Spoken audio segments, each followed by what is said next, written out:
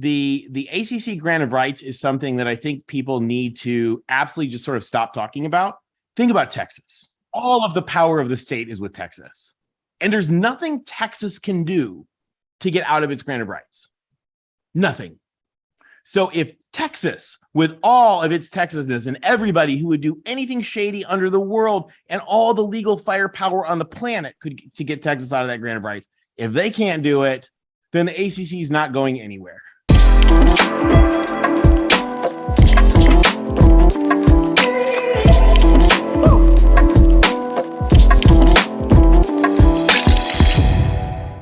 What is up, everybody? It is Jake with Master of Football, back at it again. Happy Friday. Thank you so much for being here. If you want to be up to date on all things EA college football, subscribe to this channel right now. I also do some pro football, college football, and Madden videos as well. Hit that subscribe button. I really appreciate it. Okay, it's free to you, helps the channel out a lot. Quest for 1K. Like, share, comment, subscribe, do all that stuff. I'd really appreciate it. Without further ado, let's get into the video. All right, guys, here we are on Friday, and I had myself a late night last night. And again, I'm filming this right now. It's a little late, but what I'm doing right now is I got a great guest, okay? About a year ago on Sikkim 365 Sports' YouTube channel, they had a guy by the name of Tony Altimore on there. He was the only person I was going to trust with breaking down this whole USC, UCLA move to the Big Ten, what's going to happen from there, all the following actions, what are the group of 5 teams looking at. Basically, he's the only person I trusted, so I went to him for some analysis. This interview is going to be a great one. Okay, a couple questions there. We go a couple different spots. He touches on a lot of different things. So I encourage you, check it out. Also, just want to make sure I preface one thing. Okay, I did refer in the interview, I did refer to the irate 8 as the irate 8.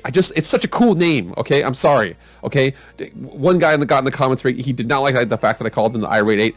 I think you guys need to own it. Okay, it's like when that guy called himself Stainer in I think what was it, She's Out of My League, that movie. Just own it. Okay, it's cool. You guys are the irate 8. You're together, and you guys are together more than a lot of other conferences out there. But yeah, I think you guys should own that. Check out the interview. Let me know what you guys think. Without further ado, let's get into that interview with Tony Altimore.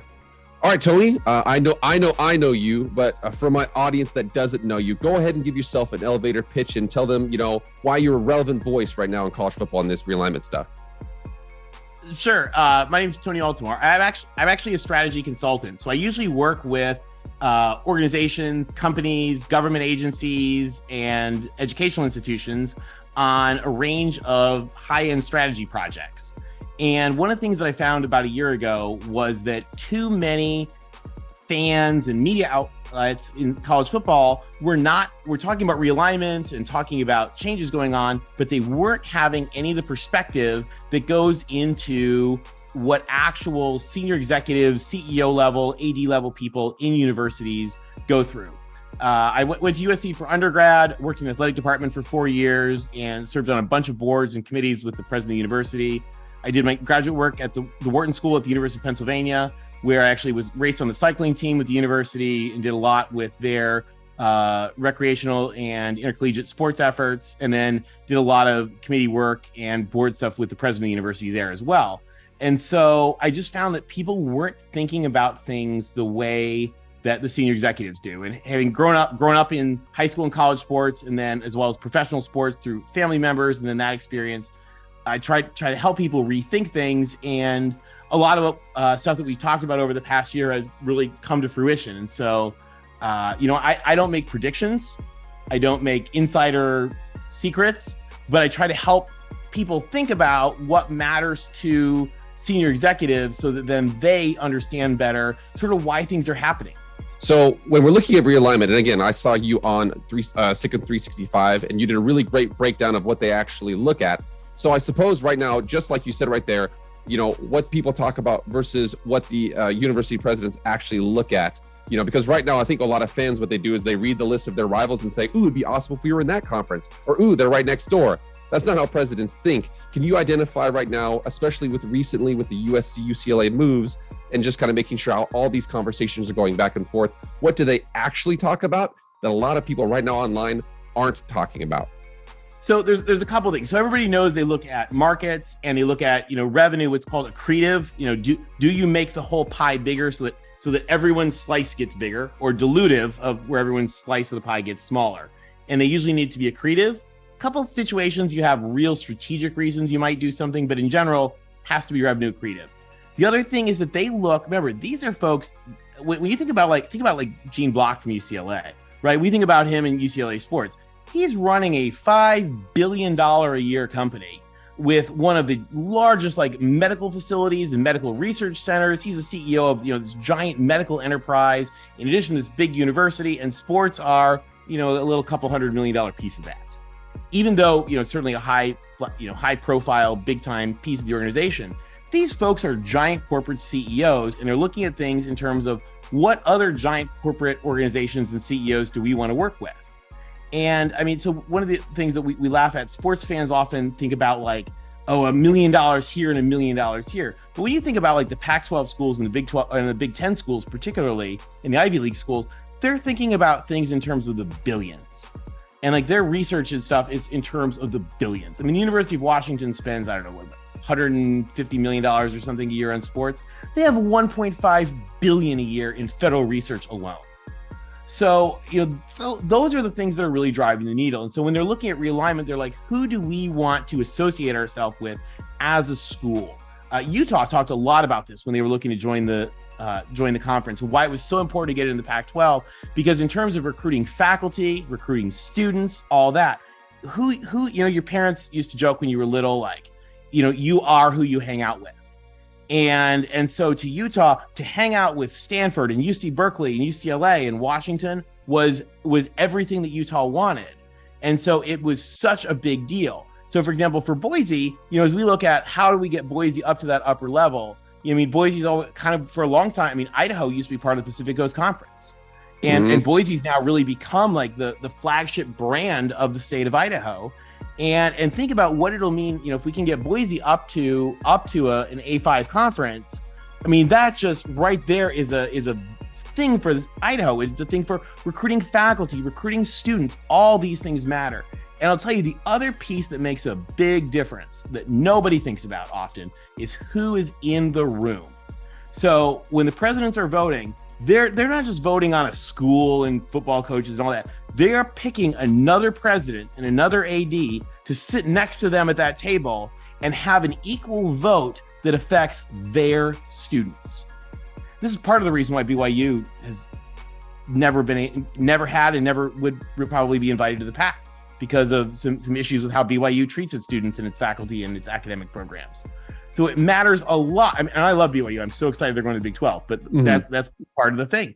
It matters a lot, like who is that person? And a great example of that is Baylor. So, Baylor used to had a very, very, very negatively controversial president. And now Baylor has like the most amazing president who just got herself elected chair of the NCAA Board of Governors.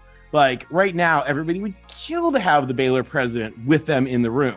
So, for example, I honestly think that if the whole realignment thing from last year had happened next year, you can bet that everybody would have been lining up to steal Baylor, because you're really voting on those people in that room, in addition to the obvious stuff that we think about in terms of like markets and viewership and all those kinds of things. There's a lot of things that people are right now way over stressing about. I'll give you a very, very sort of uncouth example.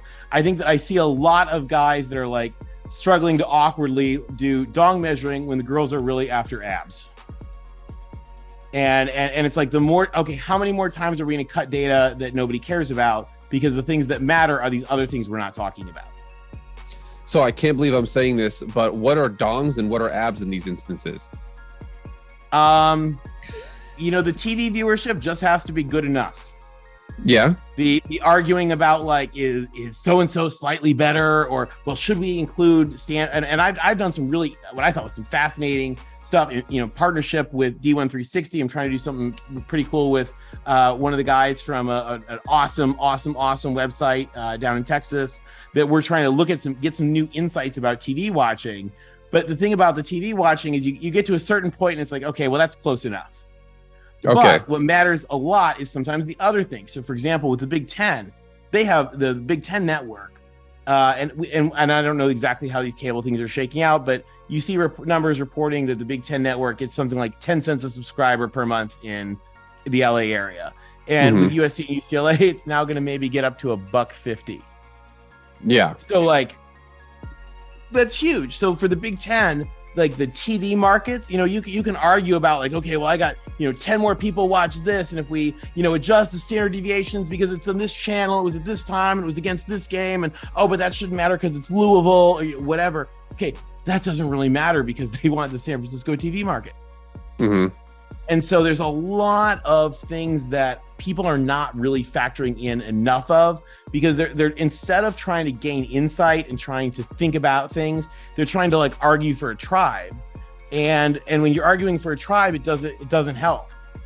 Well, you've got a bunch of, here's the problem is you have super high level discussions happening at the ground level with people who are the most tribal thing you have other than politics is sports. So you have the foot soldiers going at each other. Meanwhile, the ADs are like, this makes sense, and they're much more academic about it. Well, and I'll tell you what, I mean, if I were the president of one of these schools, and sometimes, they might not even be able to afford this in some of their budgets right now, but like, I would literally have a team from McKinsey in like 4 conference rooms, and one would have a Big 12 sign, and one would have a Pac-12 sign, and one would have a Big 10 sign, and one would have an ACC sign. And I would literally have full teams in each room doing everything, prep, planning, analysis, everything you would need to be able to get into a conference. And so you hear people say like, oh, I know that they're looking at, of course they're looking at that. Mm-hmm. They're not going to do it, and I mean, companies do this all the time, where companies are like, especially when companies are looking at merger, because I do actually a lot of like valuation stuff for private equity companies where they're looking at like, hey, how should we buy this company? And you're maybe a whole team of people just focused on this. Okay, what if we did this deal? It's what companies do. It's what universities are doing. They're looking at, okay, what do we do if this happens? We want to be ready to go on XYZ. I knew a guy when I worked in the strategy practice at Deloitte, who was the head of like Deloitte sort of like internal strategy stuff.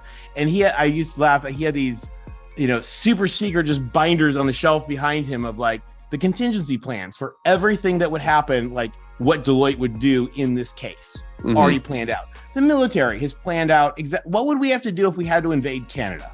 Literally, the military has that all planned. So of course, Arizona and Arizona State and Colorado have figured out, what do we do if we need to join the Big 10? What do we need to do if we have to join the Big 12? Do they want to go? Probably not. But schools have planned this out, and it's important that they do that because that's what people do. And they have whole strategy teams that do that stuff. That's like those people's jobs. Let's start that really quickly because, again, I think a lot of people were worried about the USC and UCLA move to the Big 10. Oh no, we're going to have NFL Light. They're going to get Oregon and Washington. They're going to have these national conferences. There's going to be Tuesday night, volleyball for UCLA's got to go to Rutgers.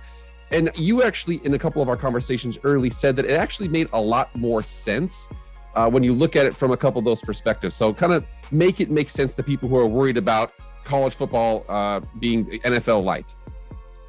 So a couple of things. First of all, I think that we should dissuade a little bit of like the catastrophe of like how hard it is for them to do this travel. It's Chip Kelly nailed this in the Pac-12 media days. It's not that much farther to get to Chicago than it is to get to Seattle for them. It's a little bit longer flight. I'll tell you the other thing that people don't understand when we think about football is, for example, there's nothing that USC and UCLA would love more than to play play once a year in Washington, D.C. and New York City and Chicago, because that's where their alumni their rich alumni are there. I mean, yeah. when USC played Syracuse in the Meadowlands, I was there. I was there when the huge USC pep rally that took over Times Square. How fun was that? Yeah. All the finance folks from Wall Street. Let me tell you, every skybox at the Meadowlands was full of everybody who was everybody wanting to see I think we were number 1 or number 2 or something at the time. USC, they're in town in New York. Upper decks weren't full. That's fine. The skyboxes were. That matters to the school. I mean, yeah. UCLA has $1 billion of federal research money. You think they want to be in DC where the people are who give them $1 billion in federal research money? They would love nothing more than to play at Maryland every year.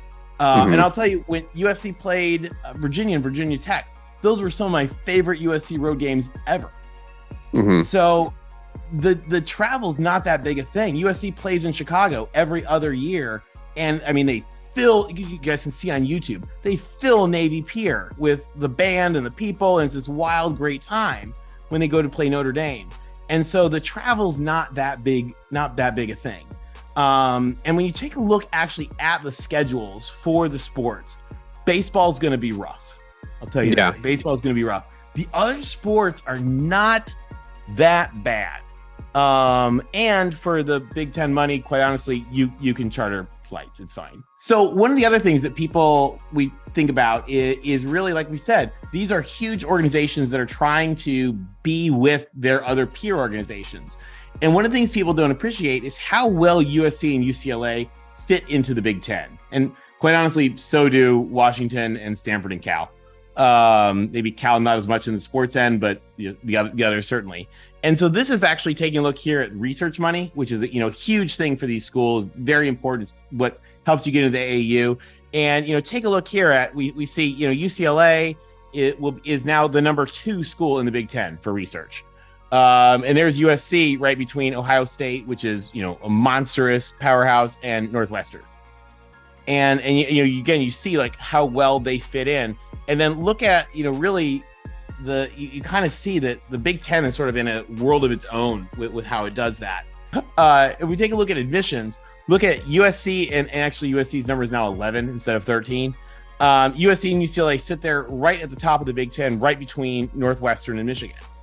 So for the Big Ten, like these were bringing in their peers, and these were bringing. Not only are they the administrations of these schools just absolutely in crazy overlapping connections, going back to USC's president, who was a freshman at Ohio State before she decided to go into marine biology.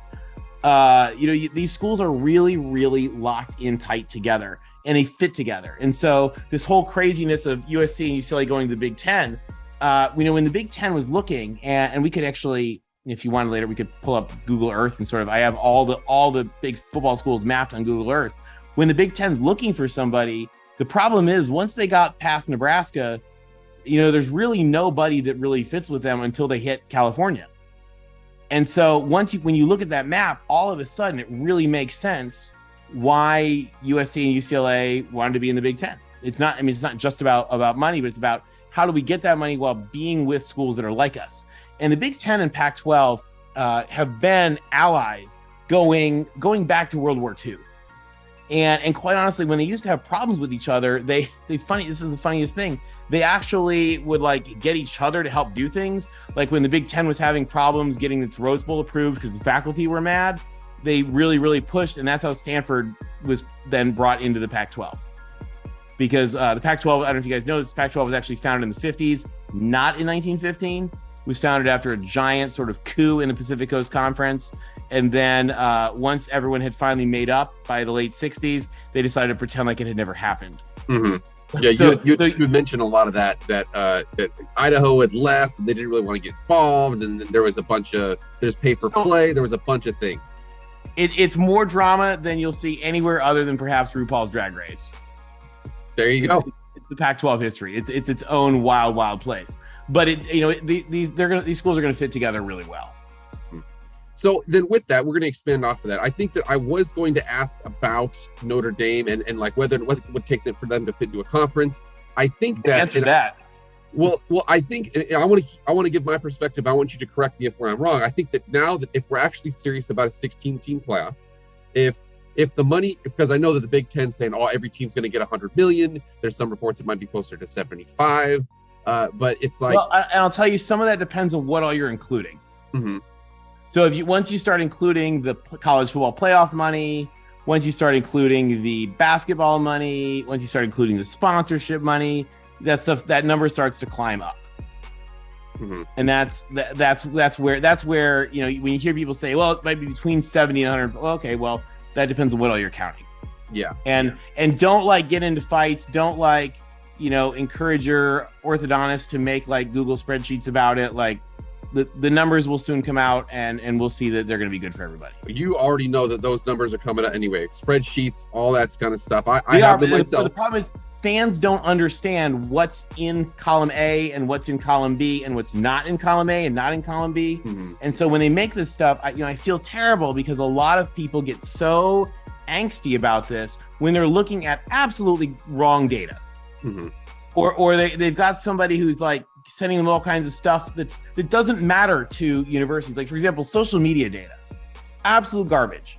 When you look at social media data, that's not a measure of anything that has to do with anything. It's a measure of how good are you at social media.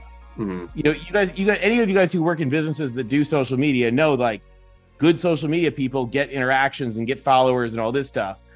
It doesn't, if your mascot has more TikTok followers than another school, it doesn't mean that you're suddenly like superior. It just means that your mascot does TikTok better. You heard it here first. Tony Altimore says that if you get more TikTok followers, you're going to the Big Ten. All right, there exactly. we go. That's all you need. Lock it up. Lock it up. So with that, I suppose I was going to ask about, and I kind of messaged you about this too, kind of the Pac-12 and what they're going to do. I don't actually think that's as interesting now because I think that their cooler heads are kind of prevailing in college football realignment. Thank goodness.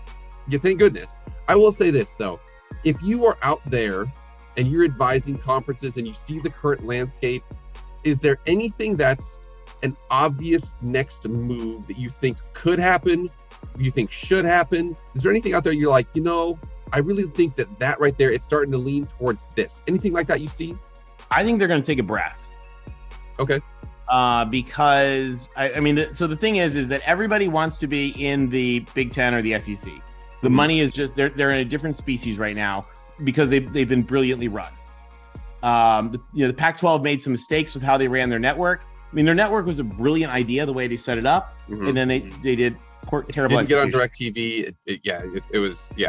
And they were actually, by the way, they weren't following the Big Ten's model. They were trying to be really smart and follow the model from like the Yankees and the Mets and the Knicks, who have done genius things with their networks to create enormous value. And that's really what they were trying to do, and they just failed to do it. So I think we're going to see people take a little bit of breath. The ACC grant of rights is something that I think people need to absolutely just sort of stop talking about. Okay. Because here's the thing. Think about Texas. Let's think about UT. Okay. All of the power of the state is with Texas. Like, if Texas would be more than happy to declare the Big 12 a legal abortion, if that would get Texas out of the Big 12 and into the SEC, they would pass that law in a heartbeat in their state chamber in Austin. And there's nothing Texas can do to get out of its grant of rights. Nothing. So if Texas, with all of its Texasness and everybody who would do anything shady under the world and all the legal firepower on the planet to get Texas out of that grant of rights, if they can't do it, then the ACC is not going anywhere. And anybody who's talking about, well, the ACC, I think they can just vote to not do that. Well, I think they can. They only need 8 votes. They only need 8 votes. Nonsense. They're not going anywhere. And until we have another whole paradigm shift, which, by the way, if you can figure out what that is, I would love to hear it, because this really genius legal people, and by the way, every legal mind in the state of Texas would love to know as well how to get out of that grant of rights. And if they can't figure it out, then you all can't figure it out on, Twitter. So I think that because the ACC is staying pat, the ACC has some incredibly valuable properties that, if the ACC could fall apart today, would absolutely get gobbled up. But I think it's probably good for the sport that they can't. They're pretty much locked in. Hopefully they're going to do some great things to find some ways to increase revenue, but they're going to be kind of doing their own thing for at least a little bit. So with that in mind, and the Pac-12 hopefully stabilizing enough, and I hope that they add, the 2 schools that come to mind really that I think would fit really well there are San Diego State and SMU. We'll see what happens. Maybe they stay at 10, maybe they add some more. I would love to see us get to a point where we started to add some teams to the Pac-12 and some teams to the Big 12 that I think are ready for that call up. And I think Boise's one of them. Well, let's go into that. So I'll end with this question here, because I had messaged you before about this. So there was everybody here is probably going to know that, when the Big 12 was picked apart, the irate were there, the irate 8 were there. They went out, they got BYU. Cincinnati. I didn't say that, by the way. That's not my wording. Listen, you need to own it with honor. You just own it, okay? Own it, Iowa State. It's like Tyrion Lannister. Wear it like honor. Own it, Texas Tech. Wear it like armor. Because I'll tell you what, I love Texas Tech fans. Is there anybody I'll tell you a really funny thing. I made I forget what I said on Twitter. It was something flippant. And somebody messaged me like, "Hey, did you mean to include Tech in that?" I was like, Sorry, I was being flippant. No, tech probably. They're like, okay, cool. Yeah. I laughed. I was like, that's my like warning shot. Like, hey, all right, cool, we're cool, fam. right? Yeah, you guys are good. You guys are good. It wasn't you. They're like, okay, nice. You know, I will say I love Texas. I have such great friends with Texas Tech. I love the Raiders. I probably shouldn't use irate 8. I apologize, Master Football fam. I apologize. But anyways, the existing 8 members added BYU. Making me laugh and drool on myself. Thank you. Hey, listen, high quality networking out here or your production. But you saw that there was the next 4, and then you saw that when USC and UCLA left, that the number 1 target would be that, San Diego State, because they're the market out there. Nobody really has a market down there. They want a presence in Southern California. If you're 100%. If you're San Diego State, Boise State, Memphis, South Florida, SMU, I would maybe throw Fresno State, UNLV, Colorado State in that group. How are you feeling right now about your confidence going forward? So here's the thing about San Diego State that people don't understand. Under the California Higher Education Master Plan of 1960, created these very set silos for the UC schools and the Cal State schools, where they were supposed to have very different missions. One of those things which really screws over, San Diego State has a 35% admissions rate. That is better than any school in the Big 12, like a long shot. But San Diego State, because of how the California schools are set up, they don't do PhDs. They just don't. If you get a PhD from San Diego State, it's technically through a joint program through UC San Diego. Okay. It's not actually from San Diego State. So San Diego State sort of gets hosed in like the highfalutin rankings.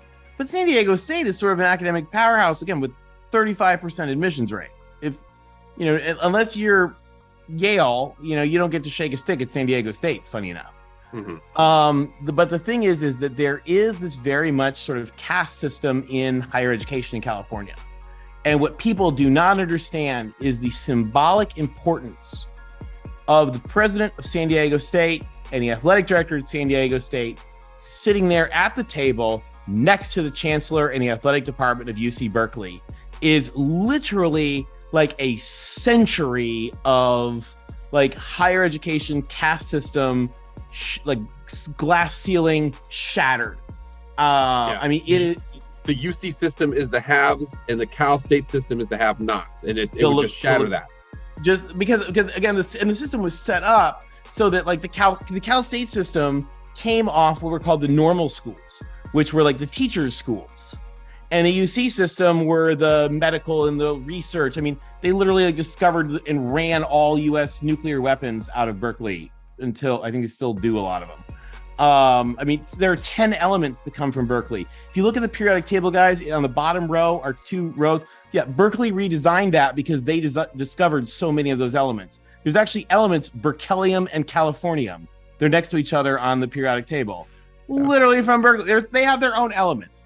So the Cal State schools have always felt very much kind of like crapped upon because they had a different mission. They were there for teaching and nursing and engineering and accounting and stuff like that, whereas the other ones were law and medicine and all that from the UC. So the symbolic importance for San Diego State to become, and I don't know if it's going to happen. I think it should happen. I highly recommend it's happening. Again, I don't make predictions. I don't, you can go to Vegas and bet on what you want. Strategically, I think they should add San Diego State, and the importance of that cannot be understated to every person who's ever gone to a Cal State school. So I think that's why for San Diego State, like, it's not a flip a coin. Should we go to the Big 12 or go to the Pac-12? No. You know what? If they were to join the Pac-12 and sit next to Berkeley and link themselves arm in arm with Berkeley, and like the Pac-12 were to burn down tomorrow, that's a win on a presidential strategic higher level for San Diego State. So that's the San Diego State piece. You look at SMU. SMU is a phenomenal school. SMU's never really been as much into graduate research.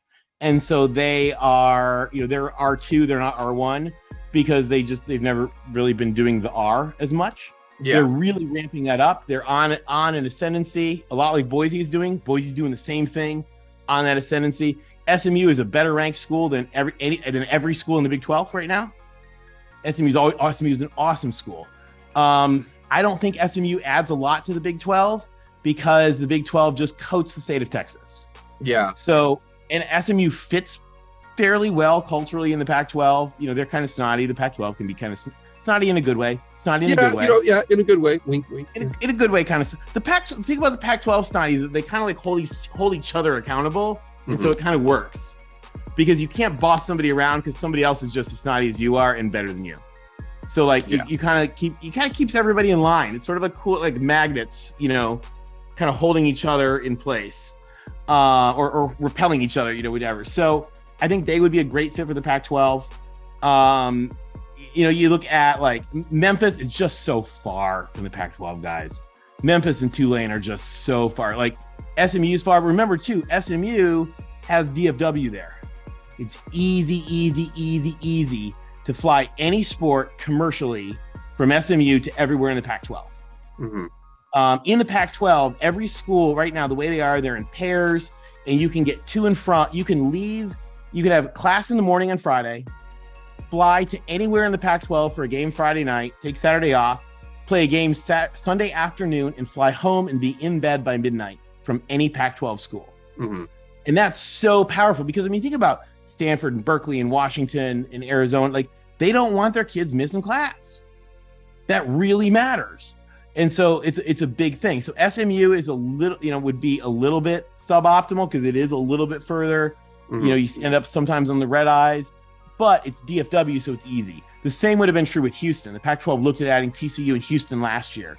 Same kind of thing. Again, huge mega hub airports, just like they have with Seattle, San Francisco, former LA. Phoenix is the hub for American. You got Salt Lake is the hub for Delta. United's in Denver. Again, mega hubs make it easy to fly to places. And so when you're looking at that. The one thing with Boise is that I think that they just, because Boise is on, and we talked about this, Boise deserves every bit of credit in the world for its upward trajectory. Boise is following a model that other schools laid. Boise's following the groundwork that other schools laid for how to help take your school's athletics and your school's branding and your school's image and really sort of like, ride that Bronco to success as an institution. And if you look at Boise has, since Boise really sort of asserted itself athletically, Boise has started to assert itself academically as well. Boise's test scores and their grades are going through the roof. Boise's research has more than doubled recently. They're rebuilding the campus. It's dorms. It's going from, I know it used to be almost exclusively commuter school. I understand now it's much more residential than it has ever been. Boise's really doing this. And Boise is following the same model that was laid out by a farm school in East Lansing, Michigan, that went from, in 20 years, they went from being the Michigan Agricultural College to 25 years later or so being Michigan State University, member of the AAU.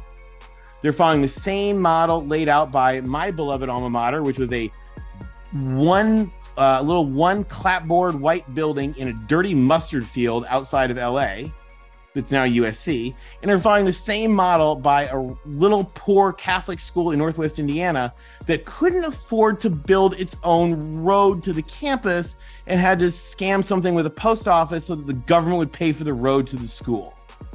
And each of those schools helped use their sports as their image and their face to the world to build their academic brand. And so Boise is doing literally exactly the same thing as they all did 100 years ago.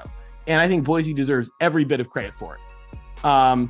They're not quite where the Pac schools tend to be right now, but they are just fine, I think, for where the Big 12 schools are. And so I think that the opportunity for the Big 12 to expand and add Boise, which would be a national brand in far west time zones, up in the Pacific Northwest, beautiful place to visit. Please stop moving here. Please stop moving here, everybody. Yes. Yeah, stop moving. When I was in college, like a bunch of my fraternity brothers, like their families all had like ski places up in Sun Valley, and so like it was like that's where they all went on the weekend. And it's spectacular, and I think it would be awesome place for the Big 12. It also I think would be a perfect pairing for BYU. So that if you're going to play BYU in something. BYU doesn't play on Sunday, so you can play BYU on Saturday and play Boise State on Sunday, and not miss class then when you fly home. And so I think that BYU having their And then Boise would be a perfect addition for the Big 12. And so I personally, because I respect so much what Boise has done, I think that they are ready for that call up. They've got Jeremiah Dickey, protege of Baylor as the AD. The president is really building the school. They got the facilities going, like they're on a roll. And I think it would be an awesome thing for them to get the call up. I know Memphis is doing a lot of the same stuff.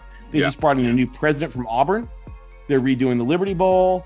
They're in a prime, perfect location to really, I think, bridge the east and west portions of the Big 12. The Big 12 sort of has these the eastern column and then the western flank, or the central flank and the western flank. And so having something to help bridge that gap, Memphis is there and ready. I think it would be a great thing. I mean, Rice is the school that you just wish that they would get their sports in order, because it's a phenomenal, amazing, world-class school in a giant city with an airport global mega hub.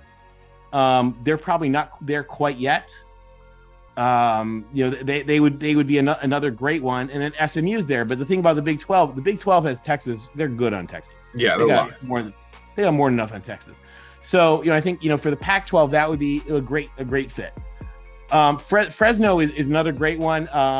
If the Pac-12 needed schools, I think Fresno would be a good one to add. If the Pac-12 needed schools, Boise would be a good one to add. I think they would probably fit better in the Big 12, but there's not a lose-lose with those guys. But Fresno's right up there. Kind of, it doesn't solve any of the Pac-12's problems. It's kind of right up there with Berkeley and Stanford in the central part of the state. Yeah. Well, I'll let you know. The record will show that I got into Boise State when the academic requirements were a little bit lower. So we're gonna forget that, let that go. Tony, I feel the same. I feel the same way. I looked at USC's average SATs the other day. It's 1440. It's like, oh wow, yeah. Gosh. So I need to get faster on the football field. But it's the kind of thing where I think these schools are ready for it. And I think that if we can stabilize, I think the sport is better with more conferences. And yes, we're going to have our sort of, Super 2. But remember, let's think about this, guys. Like, who's won the last 2 basketball national championships? The Big 12. It wasn't the SEC, and it wasn't the Big 10. The Big 10 has won 3 national championships in the past 50 years. USC's won 7. So there is an element that's going to happen here where it's like, okay, how much does that money matter, and what can you do to compete regardless? Matt Rhodes from Baylor has said, I'm real confident we're going to continue to compete, and I think Boise is going to continue to compete. And the other thing is, every single school, 100%. And this goes back, Michigan State is the best pioneer of this. Utah's been a pioneer of this. TCU's showed this. Dave Bartu's done some amazing data work on this. But when you get that call up from the sort of the AAA level conferences up to sort of the major league level conferences, everything gets better. Academically, athletically, your students, your admissions, your fundraising, all that stuff gets better. And so I think anything we can do to help some of these schools get to that level is awesome, because it's better for the school. And for Boise, it's great for the state of Idaho. I did an interesting thing. I was talking to somebody about kind of the what if Idaho had never left the PCC? Yeah. Idaho didn't have a choice, but what if they hadn't had their 1950s drama where Idaho picked the wrong side of the giant cat fight? What would that be like if Idaho was just like Washington State? It'd be different for the whole state. And I think that, it's time for Boise to help bring Idaho to major sports. I love hearing that. I think that's a good spot for us to kind of end off on. Tony, where can people find you? You can find me on Twitter, at TJ Altimore is probably easiest. If you need, consulting work, I always do a lot of that. Like I said, usually corporate stuff, and sort of high level strategy stuff, but always happy to help organizations, companies, whatever people need, and always happy to help chat football and help us figure out how we can make the sport better for everybody. Awesome. Well, Tony, I appreciate it, man. Thank you so much. Thank you, Jay. You got a great channel. Everybody subscribe and give him a like. He deserves it. All right, guys, that's it. Thank you so much for being here. Please like, share, comment, subscribe, do all that stuff. I really appreciate it. That's it for me, guys. I will see you guys next week. I am out.